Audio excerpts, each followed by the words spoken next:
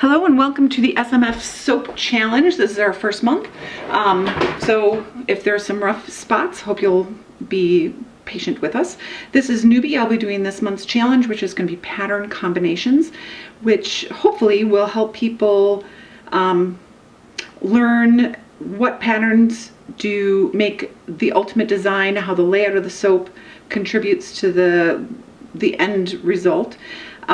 In the challenge, there will be 6 patterns. I'm using different patterns for my demonstration so that I don't take up a combination that somebody might want to use. So I am going to be using, I know my video is new too, I'm going to be using this set of patterns. There's A, B, and C. A is a diagonal zigzag. B is basically kind of a French curl. And C is just going to be kind of a long, narrow loop. These patterns can be done very tightly or very loosely, but as long as the pattern is done in that style, it will be fine. So I'm going to do one soap that is one set of these patterns, one each, and then I'm going to do another soap that does them in a different combination so you can see kind of what I'm after. So hopefully you can see that. I'm going to be making a 16-ounce oil batch.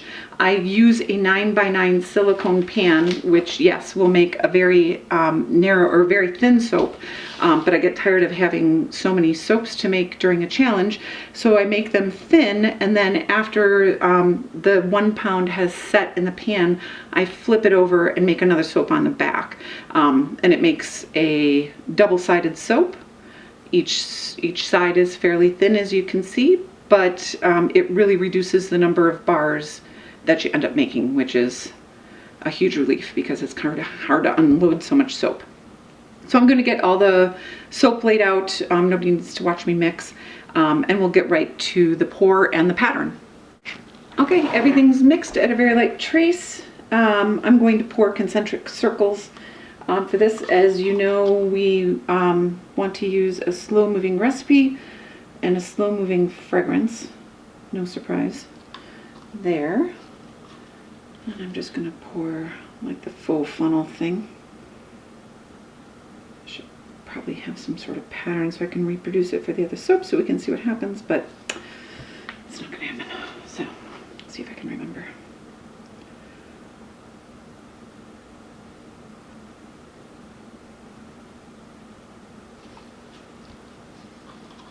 Just want a little bit of black.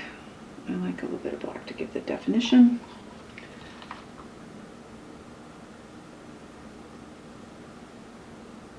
For the soap challenge, we will be asking for a picture of your pour so that we can get a feel for what pour patterns give what end design, because it will make a difference if you're pouring stripes or if you're pouring faux funnels or randomly. All of that can make a difference, so that will be part of the requirements. I used something very slow, but this might just be cooling off a little bit. So I like keeping some of the colors a little separate because it helps figure out where the colors are going when you look at the end result, because the purple and pink will be moving together and the green and yellow will be moving together, so it can give you a little sense of what moves where and how fast and how far. Everything will make a difference. Your trace will make a difference. Your swirling tool will make a difference. In terms of the diameter of it, the speed with which you swirl will make a difference. So you can have the exact same pattern, but a different thickness and trace and a different tool, and you'll get a slightly different look. So it's fun to experiment with and see what you get. And there's no end to variations on this. Well, probably not very many. Just get rid of the little black. I like that little bit of black. Okay, so this is light trace. If I use a real thin swirl tool, I'm going to get less movement to the soap because it's a little thicker than I sometimes work at. I'm going to use a straw, one of my favorite tools. As you remember, our patterns are A, B, and C. I'm going to take them in order for this one. And I'm just going to do the middle of the road one. Oh, it's pretty fluid. It's moving nicely. So I do like my fine lines, so I am not moving very much with each, and I do occasionally kind of back up. You could use a comb for this part if you prefer. That's perfectly fine. As you can see, my lines are finer here and less fine there, but I don't care. So that's pattern A, the diagonal zigzag. Now we're going to do the French curl part. About 1/4 of each into each quarter of the pan.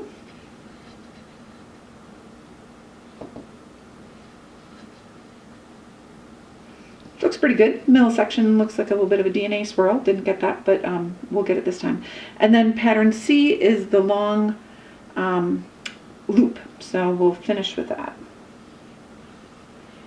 Make sure we get through that. And there we go. So that is diagonal zigzag. Oh, actually, I like to get the edges a little bit more. I should go around once just to make sure everything's got a little swirl to it. So diagonal zigzag, the French curl, and then a large loop. And it's not perfectly symmetric, but it would be reproducible. And if there are things that you like, spots that you like, I actually like this particular piece of the soap really well. And that's probably because that was where I started. It got only probably one stroke through it as opposed to a couple. But I like to wait till the soap sets and I look for my favorite spots, and then I can see which pattern gave me the look that I like, and then I can try to reproduce it more throughout the soap if I want to at a later date.